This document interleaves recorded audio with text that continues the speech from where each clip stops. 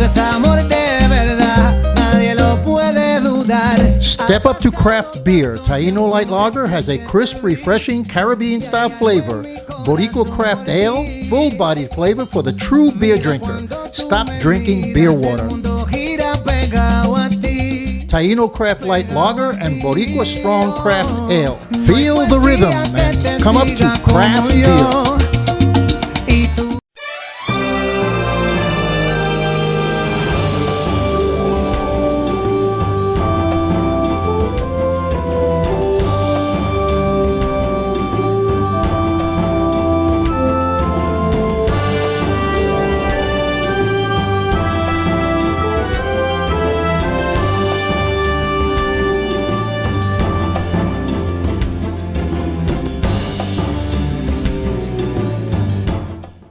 Hi, I'm Danny Ramos, and welcome to this week's edition of Hispanic Speak Out TV, brought to you every single week on Spectrum, statewide. We're across the entire state, and we are on at 9:30 at night every Tuesday. We bring you issues of concern, topics of interest, and information that Hispanics need to know, and that non-Hispanics, so they can learn from what we broadcast about Hispanics. Tonight, we're doing two parts. We're going to be talking about our institutional commentary, which is about racism and being inherently part of capitalism, and that's going to be after this conversation. And I'm here right now with Emil Cordova, and he was the former president of the Puerto Rican Chamber of Commerce and is now chair of the advisory board of the chamber. Emil, how are you? How you doing? I'm doing great, Dan. Thank you for having me here. And you're going to be here like once a month, right? You're going to come. That is correct. Yeah. I'll be here every 4 weeks, at least at the beginning of the month, and hopefully bring topics that are of interest to our viewers, especially when it comes to the business side of our region. Okay, and we're going to have other hosts that are going to be here. For example, the president of the Puerto Rican Bar Association will be here doing a show once a month, and then we have also one of the chairs of the NAACP will be here once a month doing a show. So we are expanding our horizons to bring other organizations to be able to expose their agendas and give information to the community. So let's start off. What is your first primary topic? Yeah, actually, it's something that is an important topic. Obviously, we have, due to, and actually, I've got to backtrack.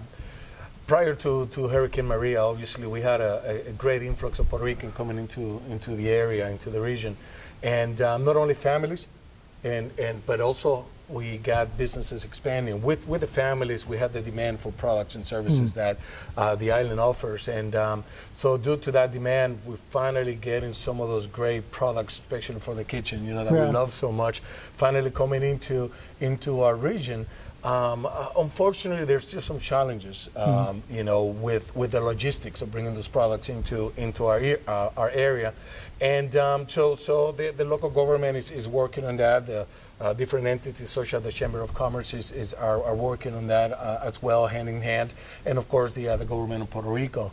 That being said, recently we met with the new director of the Compañía de Turismo y Exportación in Puerto Rico, and our governor Ricardo Rosselló in Puerto Rico, and specifically to talk about that. We met with some community leaders, other chambers of commerce, and again, just to see how we can all come together and help some of those businesses that are looking to expand to our region, and hopefully start getting those much needed products into our area. Okay, so what stumbling blocks, because I know Puerto Rico is treated, although everyone in Puerto Rico are citizens of the United States, it's kind of like the stepsister that, that the Congress of the United States doesn't want to recognize, you know what I mean? Right. Because, it's, they're citizens, they can't vote for president, so, that's a topic we're going to be talking about after this segment. Right. But what are the stumbling blocks? Are there tariffs, or is it,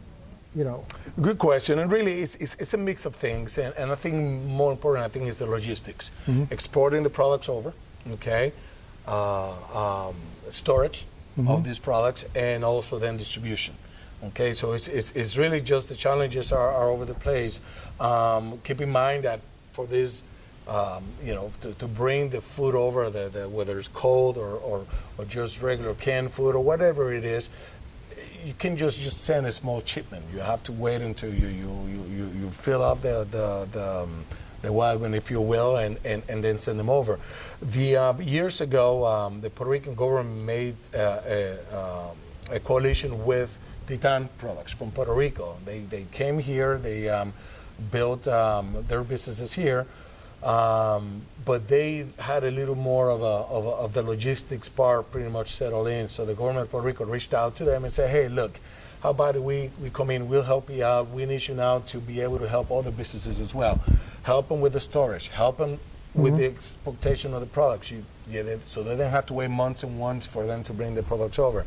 So that started, and that's happened, and it's working. Unfortunately, I think they have come to their limit as far as how much more I can handle. And so now we run into the challenge of what else can we do? Titan already done everything they can. Hopefully they can expand soon enough to accommodate other products and services. But right now it's been a challenge. So that's what we're trying to deal with. Yeah, you know, there are, for example, we know we all have Publix here, we have Winn-Dixie, we have major supermarket chains. But for small startup entrepreneurs, they cannot get into Publix, they cannot get into Winn-Dixie, because they require, meaning the big supermarket chains, even though they may be in a Hispanic neighborhood, we are manufacturers out of Puerto Rico and that are small manufacturers, minority manufacturers, cannot distribute their goods in Publix, because Publix requirements require, in order to do business with Publix, you have to have a minimum number of SKUs. So the minimum number of SKUs, that means that I have to have, let's say, 15 to 20 products available for Publix before they'll even talk to me. The first question they ask is, how many SKUs do you have? Oh, I only got 3. We can't do business with you. I hear you, I hear you. know? And of course, that's a whole different animal. I mean, we talked about logistics, bringing the product over, storage and distribution, but yes, you're right. Now what? You know, obviously we want to get into the big guys, you know, the Walmarts and the Publix of the world, and Winn-Dixie, which just recently got out of bankruptcy. And obviously are also targeting the Hispanic market with their own new concepts. But yes, you're right. That's definitely a challenge that some of these business owners are going to run into, and that we have to look at. And I'm glad you bring it up, because it is an important topic. Yeah, absolutely. Yeah, you know, a small guy, he starts his company, he makes his investment into he's got a terrific brand, a terrific product, but he can't get distribution. Even distributors don't have 15 to 20, because the distributors then have to go into the local little stores and concentrate trying to make profit just distributing to the local little stores rather than volume in one stop. Right. And that alone is a challenge on itself. Obviously, we don't have enough stores here yet to compensate for all that. But I think, again, I think the parties involved are aware of the challenges and the things that we have to accomplish. It's just a matter of seeing how much we can get done and how soon we can get it done. Yeah. I know Governor Rick Scott is very willing to work with the entities involved. But again, you know, we really have to see there's so much in place, and there's so much red tape that has to be cut, and so on and so forth. But the good thing about it is that there is a movement, there's people working on it, and hopefully there's an answer and a fix sooner than later. And how's the Puerto Rican Chamber of Commerce doing? Good. We're doing great. We are actually have a new president, Ms. Nancy Ellis, who recently took over the chamber, and you know, we're trying to do as much as we can with all the different challenges and issues that we get in. Obviously, with all the families coming into Central Florida, it's impacting our region. It's impacting the education system, the health system, the obviously HUD, for instance. So, you know, we help where we can. We have a lot of people reach out to us. We try to then refer them to the different agencies and entities that are dealing with things that are more specific. Obviously, as the Chamber of Commerce, we mostly deal with businesses, and small businesses are actually our concentration. But we also working with other chambers of commerce and other organizations similar to ours, because we all live here and we all have the same problems and the same issues, and I think if we work together, we can serve our citizens and our people better. Okay. I'd like you to come back and talk more about the chamber. You know, Absolutely, I think that, absolutely. You know, the Puerto Rican Chamber of Commerce has been around for a while, and it's a great organization to belong to, whether you're Puerto Rican or whether you're not Puerto Rican. Major corporations should certainly be members of the Puerto Rican Chamber of Commerce. Puerto Ricans comprise the largest single minority group in Central Florida. Bigger than any other group, Puerto Ricans and the minority community, Puerto Ricans dominate. And also they can vote here. Oh, absolutely, absolutely. And that's very important. And we have to remember that this is not about parties or colors. It's all about getting out there and voting so you can let your voice be heard. Speaking about the future, next time I come around, and it's a question that we get a lot in the chamber, is how do I start my business? Where do I begin? Especially if I come from Puerto Rico, it's a whole different ball game there. How do I do it here? So that's something that I want to bring on our next time around and talk a little about that. Okay, sounds good. All right, this is Danny Ramos, and thank you, Emil, for coming over. And stay tuned, because we're going to talk about whether capitalism is inherently racist, which is a constant. Every show we're going to be doing a segment on that for at least 8 minutes. We'll be right back. Thank you, Danny. Esto es amor de verdad, nadie lo puede dudar. Step up to craft beer. Taino Light Lager has a crisp, refreshing Caribbean-style flavor. Boricua Craft Ale, full-bodied flavor for the true beer drinker. Stop drinking beer water. Taino Craft Light Lager and Boricua Strong Craft Ale. Feel the rhythm and come up to craft beer. Hi, I'm Danny Ramos, and welcome back to Hispanic Speak Out. And we're sitting here with Sandra Rivera. She's an attorney in Altamont Springs that handles all kinds of cases. And if you need a good lawyer, call her. She is a good lawyer, okay, so I can recommend her. Don't call me if it doesn't work out. We're here and we're going to be talking about a segment that we always kind of have ongoing now in the show, and it's whether or not racism is inherent into capitalism, or is racism inherently a part of capitalism.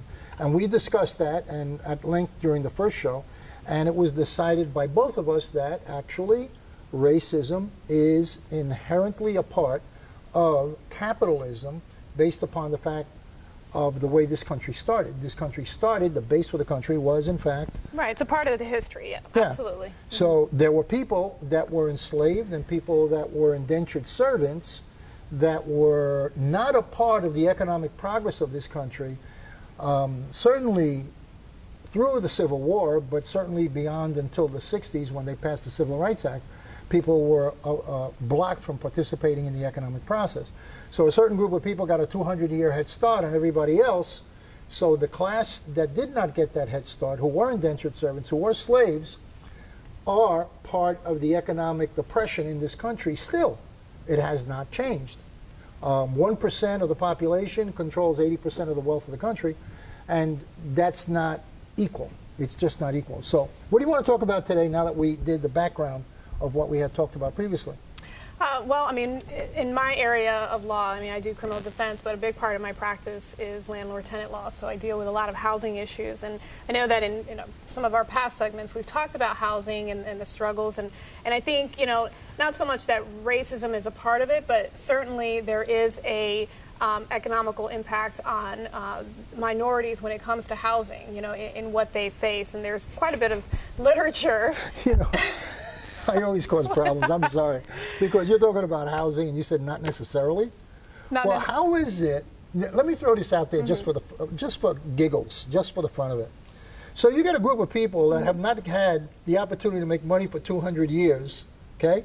And a large portion of them live in low-income housing because they didn't get the opportunity for 200 years. So you're saying that there's no... I'm not going to make a blanket statement that racism is a contributory factor to that. My point is... Really? No, I'm not, because, I mean, I think it can be applied in certain situations, but I don't think you can put an across-the-board designation. Well, not 100%. Sure, absolutely, and that's what I'm saying. But a it's large not percentage. necessarily But a large in all percentage. instances. I mean, the same goes for our criminal justice system too. You look at the numbers, and you're going to see a disparity in the numbers of who's in jail. You're going to see a disparity in the numbers of people who are in low-income housing or who are facing those housing issues.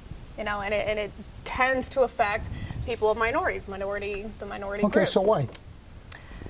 why are more minorities in jail than people who are not minorities, the majority? Well, So I mean, why? it does come down to a financial factor. I mean, if Okay. they don't have the financial. So that means that Sure. they didn't have the opportunity for 200 years to get the same opportunities. So now, with today, they don't have the opportunity to pay bail, right? That's what you said. Right, to pay bail. They don't have the money to pay bail.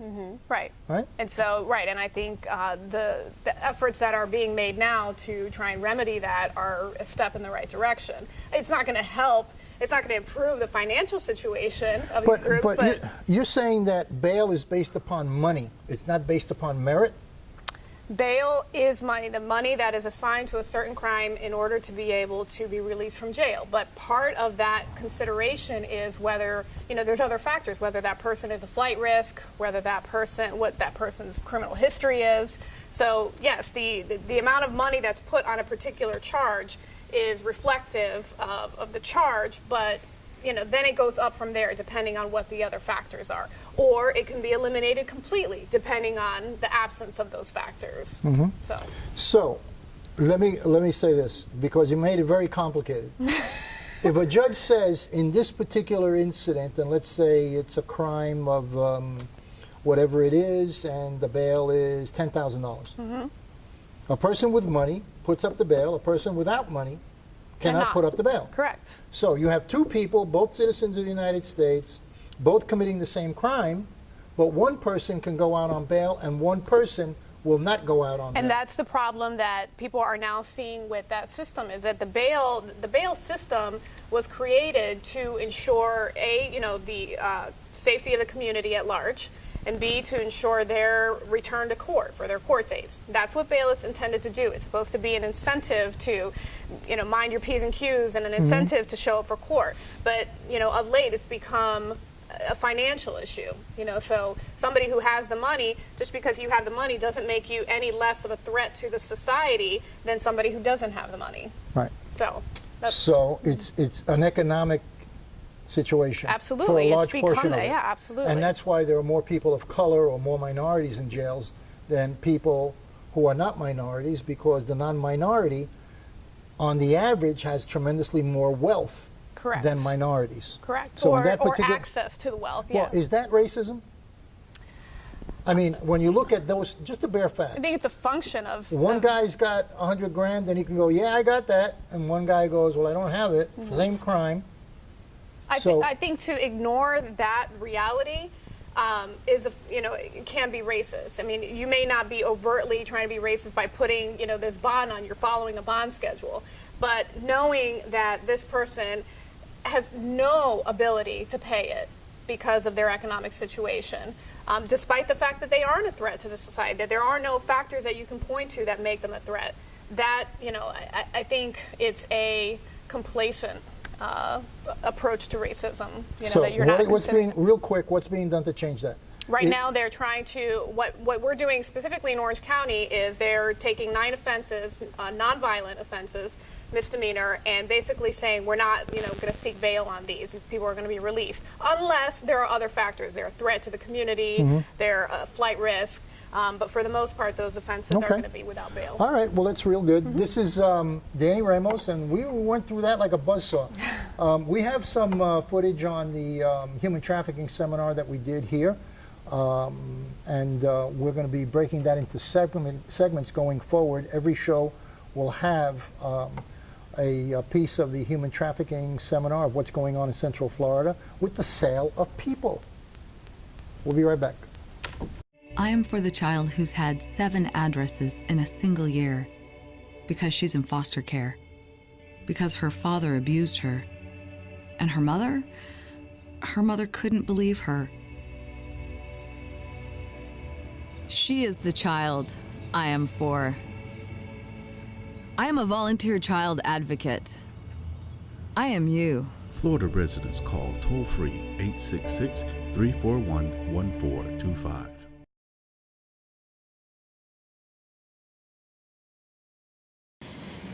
Sadly, this is a pretty big business, and I'm going to turn this over to Jan Edwards, who's going to give us some information about this from a global and international or national perspective. So I'm going to start globally. And you know, it's interesting, I was at a training yesterday, and we got all kinds of different percentages and all kinds of different numbers. So I'm going to go with the numbers that I've personally looked up. And you know, if you question me, I have no issue with that. You can go to the FBI website, the UN website, and look up the TIP report, right? Because they all say different numbers. And that's really part of the reason why we're having this panel, is because this is a silent crime, and to have it fully reported is a challenge. So we'll start globally. There's this is a $150 billion business. Billion. There's 47 million people enslaved right now around the world. And out of that 47 million, about 5.4 million are children. They don't choose this life. They get sucked in, or part of the labor trafficking that happens around the world is they go with their family. In the United States, it's as equally a multi-billion-dollar industry. And because we really focus on children, according to Homeland Security, 1 in 5 children under the age of 18 in the United States is at risk. 1 in 5. We happen to be in the state of Florida. There's about 3.8 million school children here. I'll let you do the math on that. It's 20%. The average age is 12. And the average life cycle of people in the trade is 7 years.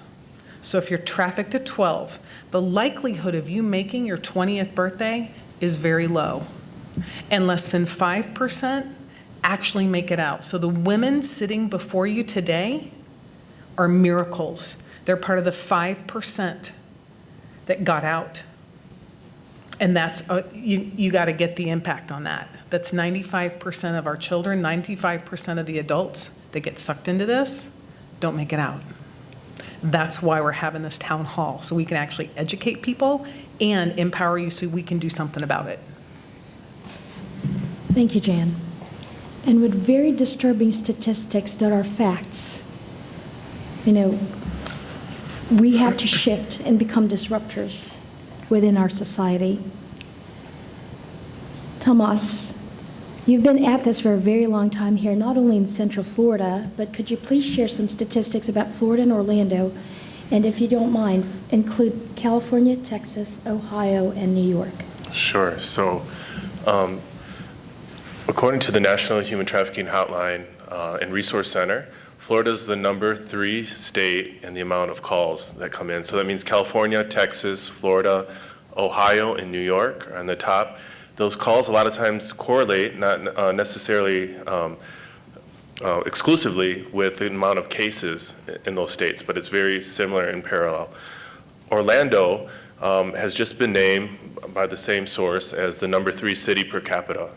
And I want you to think of that. It's Washington, D.C., Atlanta, Georgia, Orlando, Miami, and Las Vegas. We're the number 15th in the number, not per capita, but just in numbers in the entire United States.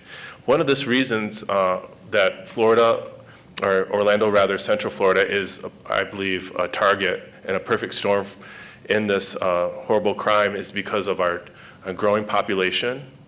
Also our transient population. Our tourism is exploding. I mean, right, it was a pain to get here tonight with all the construction going on. Well, this draws both a demand for sex and labor trafficking.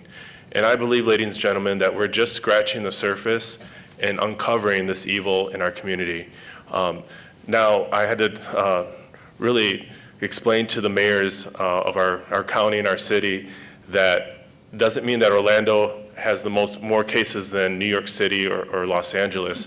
But one of the great things, and that's the purpose of this evening as well, is that our citizens are calling the hotline. Our citizens care. We've been doing awareness now, the Awareness Day in January that many of you participated in for almost 11 years now.